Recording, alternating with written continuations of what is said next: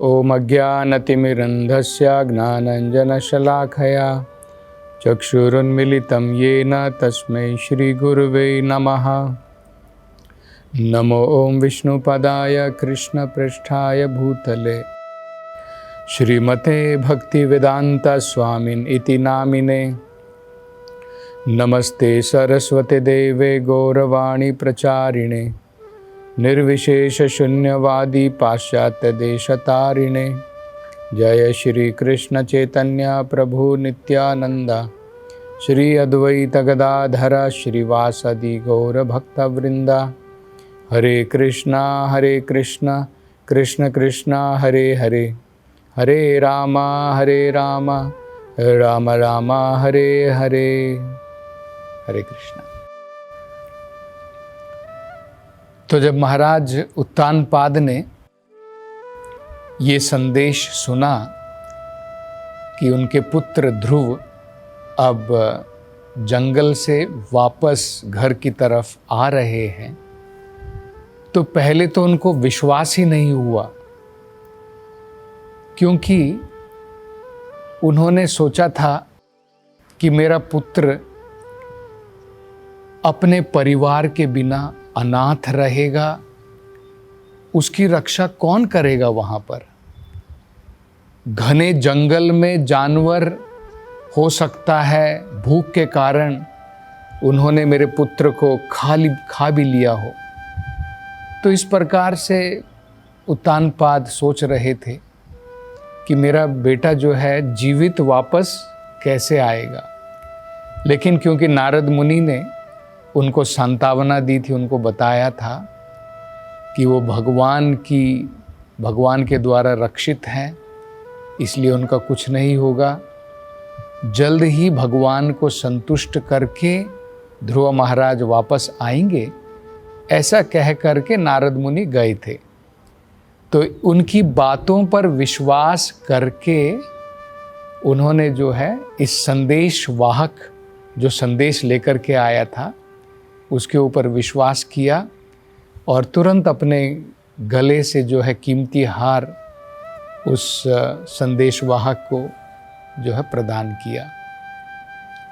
और इसके पश्चात अपने सारे बहुत सैनिकों के साथ में, अपने मंत्रियों के साथ में, ब्राह्मण गणों के साथ में और बाकी आम जो लोग थे महाराज उत्तानपाद के राज्य के, उन सब के साथ में अब वो महाराज ध्रुव को लेने के लिए वापस अपने राज्य में अब जो है वो प्रस्थान करते हैं। इन सब के साथ में माता सुनीति और ध्रुव की सौतेली माँ सुरुचि और ध्रुव के सौतेले भाई उत्तम, वो भी जो है पालकी में इस पूरे दल के साथ में उन्होंने भी प्रस्थान किया। तो महाराज उत्तानपाद जो है अब तो उनकी समझ में आ गया था कि माता ध्रुव की माता सुनीति, जो उनकी पत्नी जो सुनीति है, वो अत्यंत सौभाग्यवती है और सुरुचि जो ध्रुव की सौतेली माँ है और जो उत्तानपाद की दूसरी पत्नी है वो बड़ी अभागी है। तो अब तो नारद मुनि से जानने के पश्चात में उनको ये ज्ञात हो गया था और उनको काफ़ी पछतावा भी था कि अपने पुत्र और ध्रुव की माँ सुनीति के साथ में इस प्रकार का बर्ताव, इस प्रकार का व्यवहार उन्होंने किया था। और यहाँ पर हम देख सकते हैं कि उसी पालकी में सुनीति अपने साथ में सुरुचि और उसके पुत्र उत्तम को भी लेकर के जा रही है।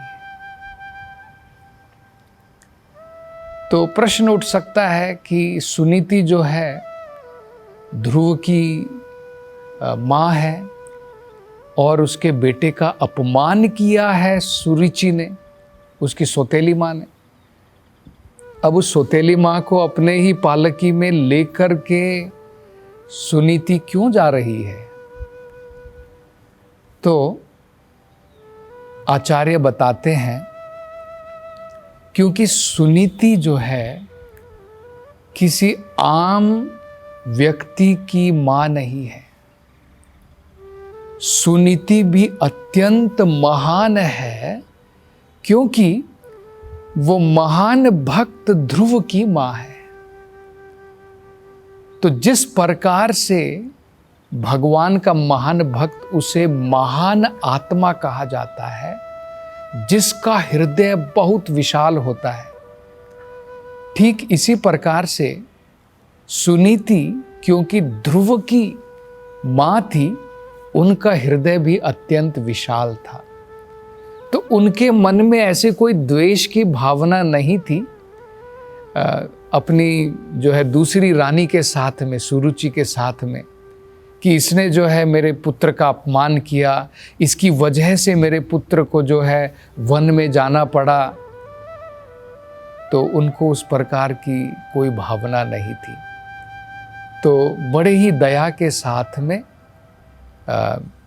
कृपा के साथ में सुनीति ने जो है अपने ही पालकी में उनको बिठा करके अब वो जो है वन की तरफ प्रस्थान करती है। तो राजा जो है बड़े आतुर है अपने पुत्र से मिलने के लिए, काफ़ी समय हो गया है और वो काफ़ी जो है आतुर भी थे और चिंता में भी थे कि मेरा पुत्र किस प्रकार से होगा। तो जैसे ही उन्होंने अपने पुत्र को वहाँ पर जंगल के पास में, उस वन के पास में देखा, तो तुरंत वो अपने जो है रथ से उतर गए और सीधे रथ से उतरने के बाद बड़ी तेजी के साथ में अपने जो है खोए हुए पुत्र को प्राप्त करने के बाद उन्होंने अपनी दोनों बाहों से अपने पुत्र को जो है गले लगा लिया। और क्योंकि अब इतने समय के पश्चात इतना विरह था अपने पुत्र से कि अब वो मिलने के लिए इतने आतुर थे, उनकी आंखों से अश्रुओं की धारा बह रही है। और उसके द्वारा जो है ध्रुव महाराज, उनका सर गीला हो जाता है और बताया जाता है कि जो आंसू उत्तानपाद की आंखों से निकल रहे थे वो ठंडे आंसू थे।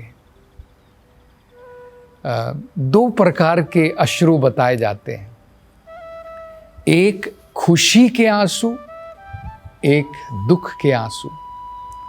तो जब व्यक्ति खुश होता है, जैसे महाराज उत्तानपाद अत्यंत प्रसन्न है क्योंकि उनका खोया हुआ पुत्र जो है अब वापस आ गया है, तो वो आंसू जो हैं बड़े ठंडे और बड़े संतोषकारी बताए जाते हैं।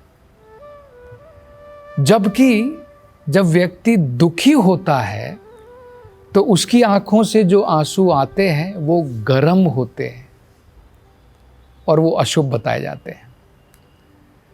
तो इस प्रकार से महाराज उत्तानपाद ने जो है अपना प्रेम, अपना स्नेह जो है प्रकट किया।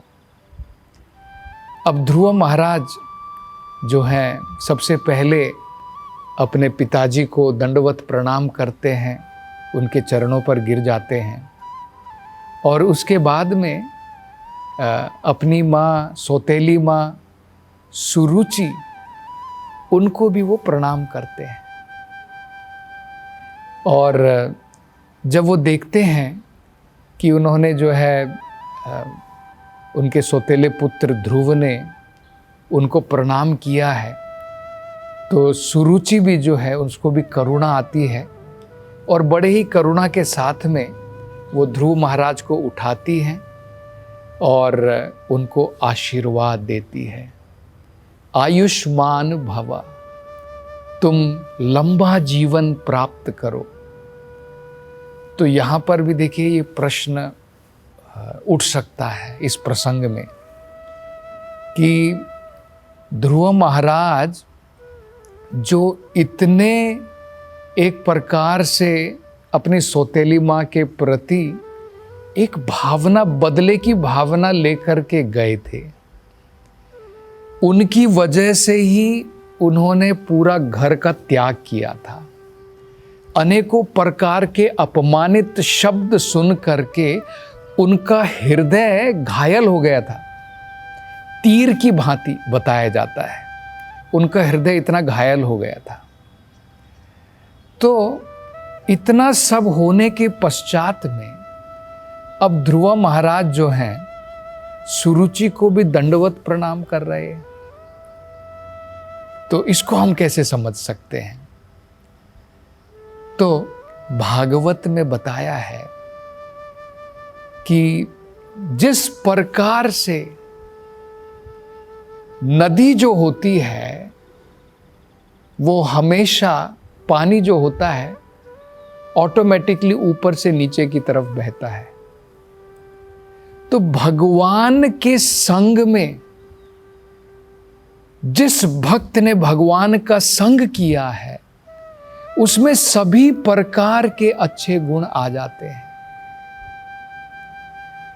तो ध्रुव महाराज जो है पूर्णतया उनका जो अशुद्ध मन था, जो उनके मन के अंदर में घृणा की भावना थी, द्वेष की भावना थी, एक प्रकार से शत्रुता की भावना जो उनके मन के अंदर में थी, वो पूरी तरह से जो है अब शुद्ध हो गए थे।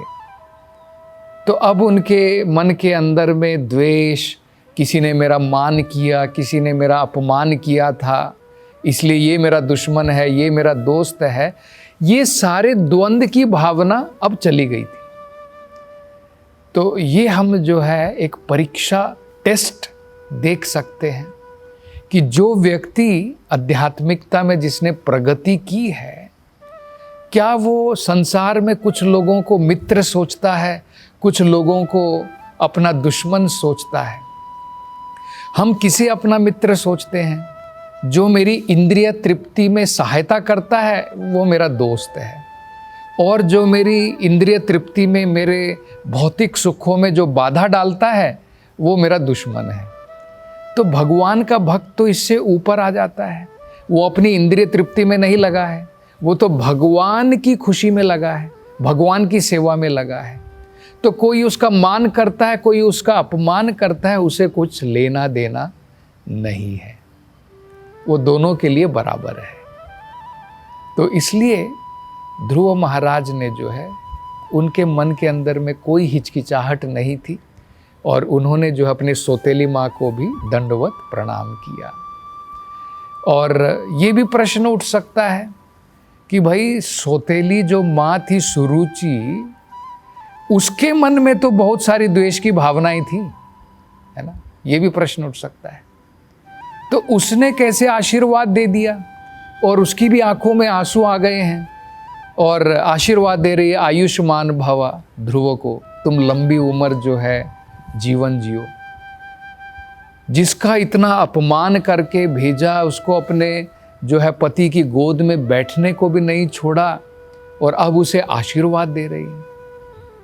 तो यही हमें समझना है कि भगवान के भक्त के अंदर में भगवान के संग के कारण ऐसे महान गुण आ जाते हैं कि सारे जीव उनका सम्मान करते हैं, सारे जीव उनका सम्मान करते हैं।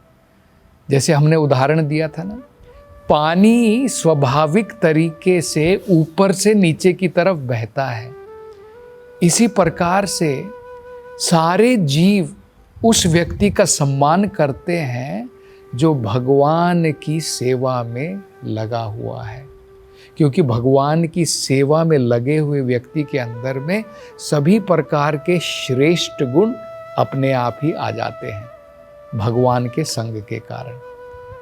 तो ये कारण है कि सुरुचि का मन भी जो है अब बदल गया था, क्योंकि ध्रुव महाराज पहले भौतिकतावाद में उनका मन कलमश में था, उनका मन भी दूषित था, लेकिन अब भगवान की तपस्या करके, भगवान की भक्ति करके, भगवान से आशीर्वाद प्राप्त करके अब उनका मन भी जो है पूर्णतया शुद्ध हो गया था। और इसके बाद में ध्रुव महाराज जो हैं अपनी स्वयं की माँ, अपने भाई को भी जो है गले से लगाते हैं। उनके जो सौतेले भाई थे उत्तम, और दोनों भाई जो है खुशी खुशी आनंद विभोर हो जाते हैं और दोनों की आंखों में जो है आंसू बह रहे हैं। और उसके बाद में अपनी माँ सुनीति को वो प्रणाम करते हैं। तो सुनीति को जब वो प्रणाम करते हैं तो मैत्रेय ऋषि कहते हैं कि माता सुनीति जो है उन्होंने ऐसे पुत्र को जन्म दिया जो वीर का मतलब होता है, जैसे हम लोग अंग्रेजी में कहते हैं ना हीरो, तो उस प्रकार के पुत्र को उन्होंने जो है जन्म दिया जो अत्यंत वीर था। छोटी आयु में भी इतना उन्होंने निश्चय धारण किया, वीरता के साथ में, बिना किसी घबराहट के सब कुछ त्याग करके वो जंगल में चले गए और पूर्णतया उन्होंने जो अपने जीवन की सिद्धि प्राप्ति की। तो उस प्रकार के पुत्र की माँ सुनीति जो है उन्होंने अपने पुत्र को जो है आलिंगन किया, गले से लगाया, और बताया जाता है कि उनकी भी आँखों से अश्रुओं की धारा बह रही थी और उनके स्तन से दूध जो है निकल रहा था, और स्तन के दूध के कारण और आँखों के अश्रुओं के बहने के कारण ध्रुव महाराज जो है पूरी तरह से गीले हो गए।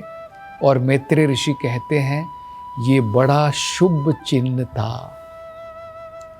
तो और इसके बारे में अगली कथा में हम जो है सुनेंगे। हरे कृष्ण।